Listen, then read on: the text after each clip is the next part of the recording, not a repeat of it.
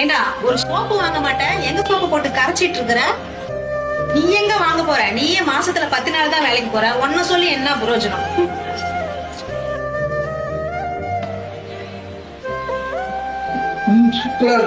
நீயே செஞ்ச சூப்பரா இருக்குன்னு எனக்கு தெரியும்.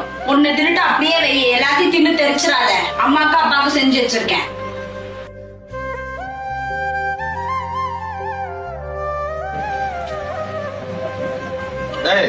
வண்டி பஞ்சர் ஆயிடுச்சு, போய் பஞ்சர் போட்டு வா. சரிப்பா.